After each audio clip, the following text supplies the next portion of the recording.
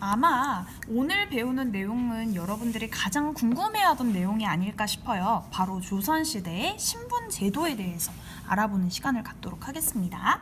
교과서는 150쪽부터 오늘은 조금 많이까지 할 거예요. 155쪽까지 할 예정입니다.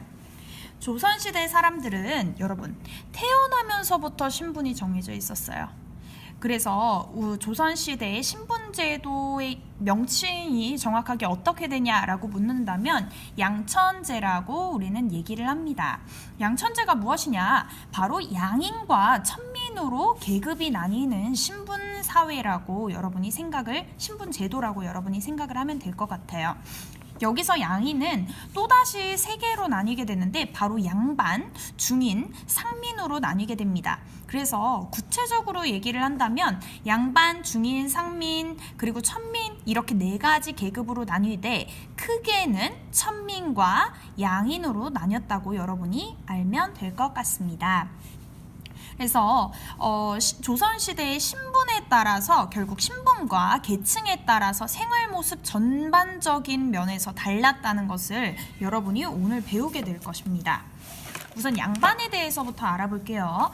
양반은 대부분은 아니에요. 사실 대부분은 아니지만 양반은 관리가 되어서 나랏일에 참여할 수 있었어요. 그리고 땅과 노비를 가졌답니다.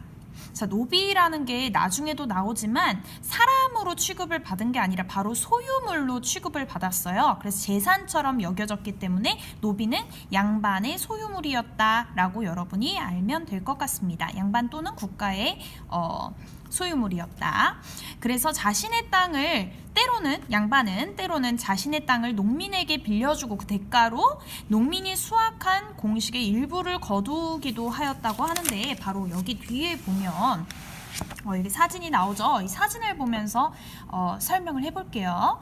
이 농민은 양반이 가지고 있는 땅에서 대신 농사를 짓고요. 그 대가로 농사를 해서 거두어들인 곡식들의 일부를 양반에게 가져다 주었다라는 것을 이 그림을 통해서 알 수 있습니다. 그리고 양반의 땅에서 대신 이렇게 농업 생활을 하고 또 나중에 거두어들인 곡식을 가져다 주었던 이 사람들을 바로 소장농이라고 합니다. 소장농은 자신의 땅에 농사를 지은 게 아니라 다른 사람의 땅을 빌려서 농사를 짓고 그 대가로 일부분의 곡식을 가져다 준 사람을 바로 소장농이라고 했고요. 자작농이라는 단어도 있는데 자작농이에요. 자작농은 바로 자신의 땅에 농사를 지었던 사람이다 라는 것까지 여러분이 굳이 알아둘 필요는 없지만 소장농이라는 단어는 반드시 알아두어야 합니다. 그래서 남자는 어릴 때부터 글 공부를 해서 관리로 나가는 경우가 많았고 여자도 글 공부를 했어요. 여러분, 여자는 글 공부를 할 수 없었다고 여러분이 생각을 할 수도 있지만 글 공부를 하였습니다. 단지 관리가 될 수 없었다는 겁니다. 그래서 집안 살림을 챙기고 자녀를 교육하는 데 힘썼던 계층이 바로 이 양반 계층이라는 것을 알아두면 될 것 같습니다. 중인은 여러분들이 조금 집중적으로 보았으면 하는 계층이기도 해요. 양반과 상민의 중간에 있는 계층이라고 얘기를 하고 있는데 제가 여기 정리해 놓은 부분을 보면 자, 양반과 상민의 중간 계층이었다라고 표시가 되어 있죠. 그래서 이들은 양반처럼 막 높은 벼슬에 올라갈 수는 없었어요. 하지만 양반을 도와서 관청에서 일하거나 정문직에 종사를 하기는 했었다는 거죠. 대표적으로 이 중인에 속하는 사람들이 의관이라든지 역관이 있는데 바로 의학을 공부했다고 하니까 옛날에 의사라고 생각을 하면 될 것 같고요. 역관은 통역을 하던 사람이라고 생각을 하면 될 것 같습니다. 자, 의사나 통역사 같은 사람이 지금은 굉장히 높은 명성을 가지고 있는 계층이지만 직업이지만 그때는 중인에 불과했다는 것. 여기 나와 있죠. 상민보다는 지위가 높았으나 양반처럼 높은 관직에 오르기는 어려웠다는 것을 여러분이 알 수 있습니다. 자, 다음으로는 무엇에 대해서 배울까요? 바로 상민에 대해서 배우게 될 것 같습니다. 배울 겁니다. 자, 농업, 업, 수공업, 그리고 상업 등에 종사를 하였고 군역을 지고 세금을 냈다고 얘기를 하고 있죠. 바로 군역이라고 하면 여러분의 군대라고 생각을 하면 될 것 같아요. 그래서 옆에 자세히 설명이 나와 있는데 바로 이 부분 잘 안 보이죠? 이 부분이죠.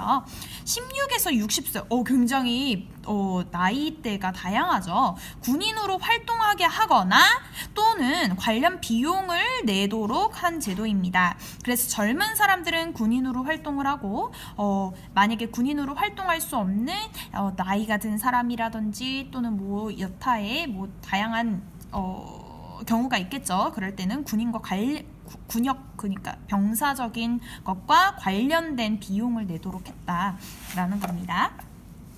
그래서 상민의 대부분은 농민이었고 뭐 그들은 농사를 지어 거두어들인 곡식의 일부를 세금으로 내거나 땅 주인에게 바쳤다. 바로 소작농이었던 거겠죠. 여자는 집안일을 하면서 농사일이나 옷감을 짜는 일도 하였다라고 나와 있죠. 자, 그 다음에는 우리가 천민계층에 대해서 배울 건데 바로 이 천민계층은 노비, 그리고 백정, 그리고 광대, 무당, 기생 이런 사람들을 포함합니다. 백정은 많이 들어봤죠, 여러분? 바로 가축을 잡는 도살업자가 바로 백정이었고요. 뭐 묘기를 보이는 광대 뭐 이런 사람들이 천민이었다는 거죠. 최하층 신분이었고 대부분 노비였어요. 근데 이 노비는 뭐였다고요? 소유물이었다고요. 그래서 나라에 속한 공노비였을 수도 있고 개인의 재산으로 여겨진 사노비였을 수도 있어요. 노비는 또 두 가지로 나누는 거죠. 공노비와 사노비로 나뉘게 되는 겁니다. 그래서 주인을 위해서 여러 가지 일을 했습니다.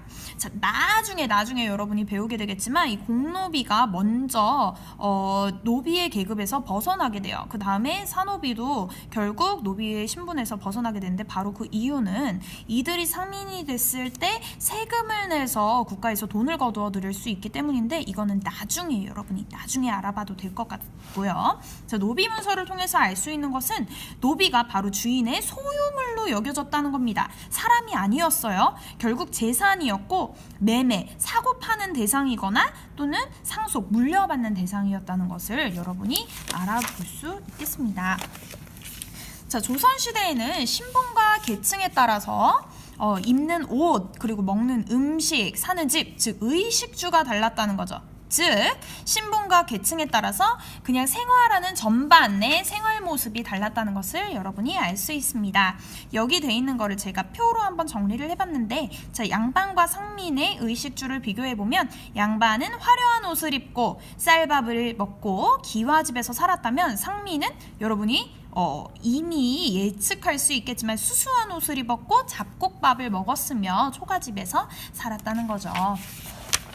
자, 그 다음은 여러분이 그냥 쭉 읽어보면 될 것 같습니다. 오늘 수업은 여기까지 하도록 하겠습니다.